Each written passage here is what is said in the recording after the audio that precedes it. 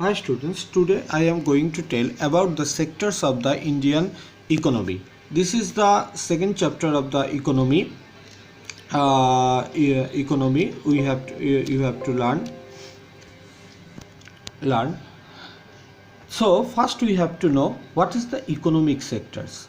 Throughout the world, all the human beings are connected any kind of activities which are responsible for earning some money.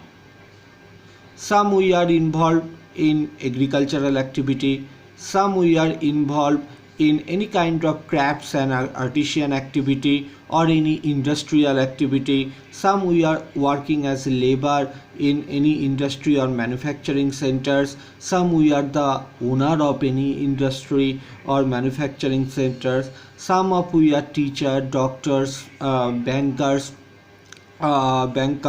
or any administrative officers or police, which are providing several kind of the services, and in lieu of providing these services we are earning some money. So these all are under in a sectors which is called the economic sectors.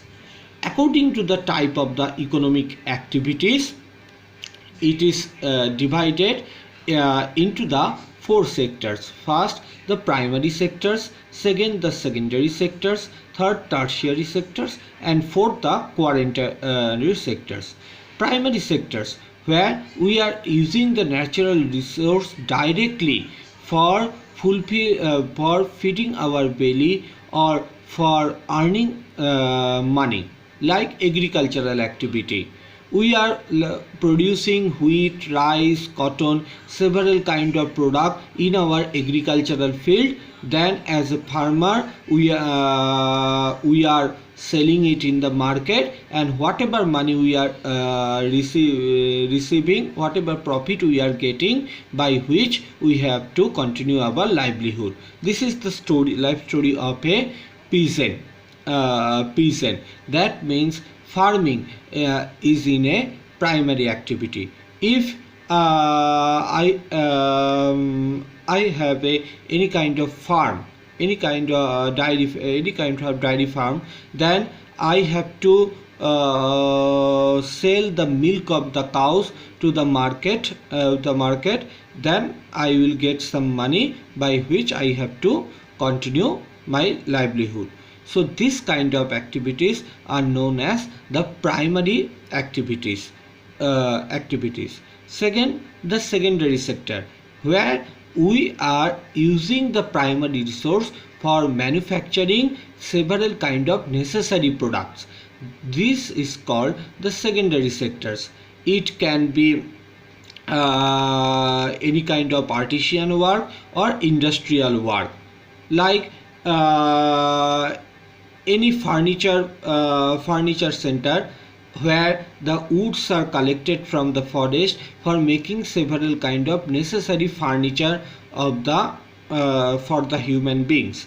That means all the necessary furniture are the secondary product, and this furniture making industry are the secondary industries are the secondary sector of the economic activity.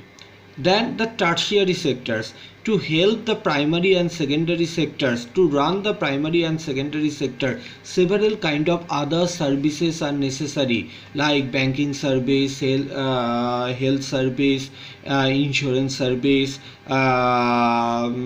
education service, health service, administrative service. These all kind of services are known as the tertiary activity. Like if I have any furniture making sectors, then I have to collect the woods from the forest. So some labors are necessary, some skilled labor are necessary to cut the wood from the forest, and good transportation system are necessary to take the wood from the forest to my industry. Then the some skilled workers are also necessary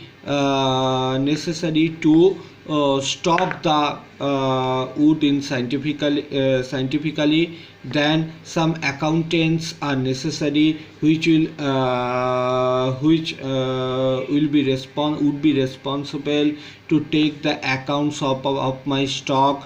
They will take the order of the order from the market, and will and send the demand of the public to their place through the transportation system. That means some transport service are also necessary.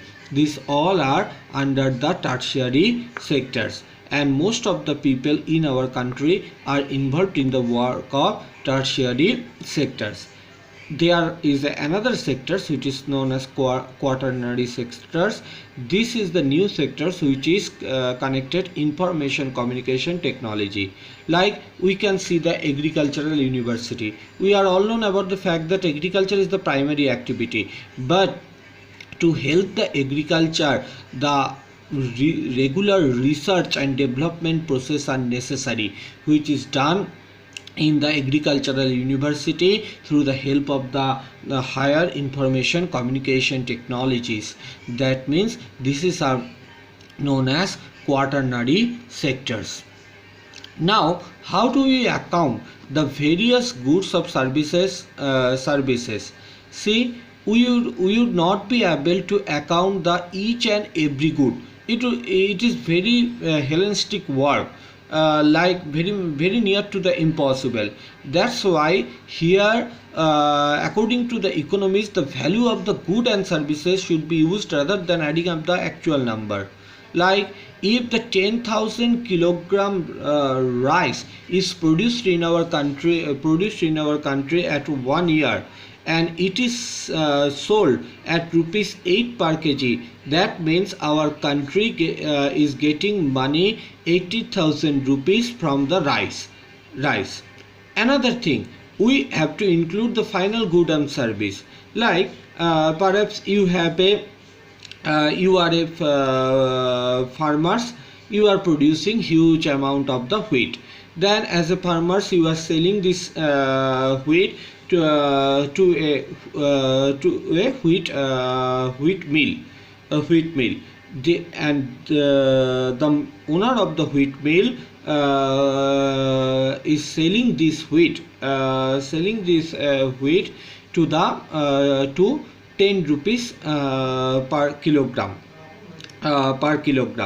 Then I have in a bakery, I have to buy the wheat at least 12 rupees per kilogram. Then I have to buy the additional things like oil, sugar, cheese, etc. to make biscuits, cakes, and any necessary items.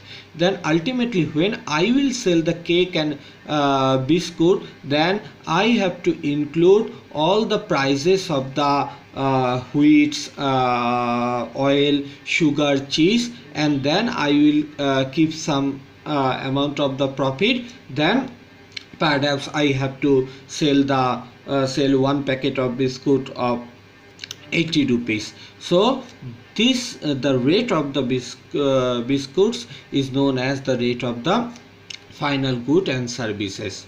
Now what is the GDP? GDP means the value of the final goods on each and every service sectors are jointly known as gross domestic product. That means the value of the final goods of the agricultural sectors, the value of the final goods of the industrial sectors, the value of the final goods of the service sectors or tertiary sectors are totally known as the jointly known as the gross domestic product.